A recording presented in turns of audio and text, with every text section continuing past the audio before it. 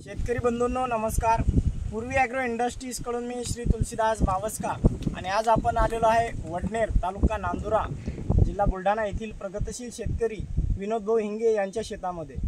विनोद भाऊंनी आपल्या या केळी पिकासाठी आपल्या पूर्वी ॲग्रो इंडस्ट्रीजचे ग्रोग्रीन 9 खत व मिराकल हे 2 खतं आणि संजीवनीची पोंगी भरणी असं या केळीसाठी वापरलं होतं। तर हे वापरण्याआधी केळीचं हे पीक जे आहे हे कसं होतं आणि आता कसं आहे हे आपण त्यांच्या तोंडून आता ऐकून घेऊया आणि त्यांना किती दिवसात रिझल्ट मिळाले हे पण आता आपण त्यांच्याकडून जाणून घेऊया। दादा नमस्कार। नमस्कार। आपलं नाव गाव मोबाईल नंबर सांगा शेतकरी बांधवांना। नाव विनोद भगवान हिंगे, तालुका नांदुरा, जिल्हा बुलढाणा। हां, मोबाईल नंबर 77 43 95 16 27। बरोबर। तर आपण हे खत वापरण्याआधी जवळपास 1 महिन्या अगोदर एक केळी खूप लहान होती। हां, जेव्हा तुम्ही मला ग्रोग्रीन 9चं खत दिलं होतं आणि त्याच्यासोबत मिराकल दिलं होतं, त्याच्यानंतर 8 किंवा 9 दिवसातच जास्तीत जास्त रिझल्ट लागला मला। 9 दिवसात म्हणजे रिझल्ट सुरू झाला। आणि आता खत टाकून जवळजवळ किती दिवस झाले? खत टाकून जवळपास मला 25 दिवस झाले। 25 दिवस, समजा 1 महिना पूर्ण होत आहे। हा। आणि एका महिन्यामध्ये आणखी म्हणजे झाडामध्ये कोणकोणते बदल वाटतात तुम्हाला?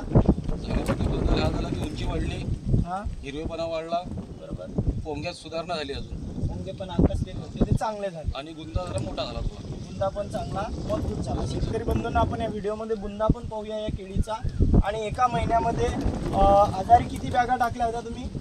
3 बॅगा प्रमाणे, म्हणजे 5000 खोडासाठी तुम्ही 15 बॅगा आणि मिराकल 2 मिराकल 2 असं वापरलं होतं आणि एक वेळा संजीवनी अँपूलची पोंगे भरणी पण केली। हो। तर एक चांगला रिझल्ट शेतकरी बंधूंना आपण या केळी पिकावरती पाहू शकता की बुंदा कसा आहे आणि या केळीची आधीची परिस्थिती कशी होती आणि आज ती केळी एक डोक्याच्या वरती गेलेली आहे।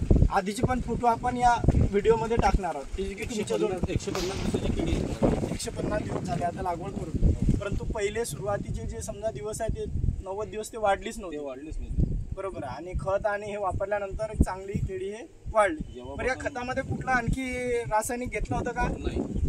तर एक रासायनिक खत न घेताही तुम्हाला एक चांगला रिझल्ट या केळी पिकावरती पाहायला मिळत आहे। आणि त्यात कपासी हे रिझल्ट भेटल्यानंतर केळीचा तर आम्ही कपासीला पण हेच खत टाकलं। बरोबर, चालेल।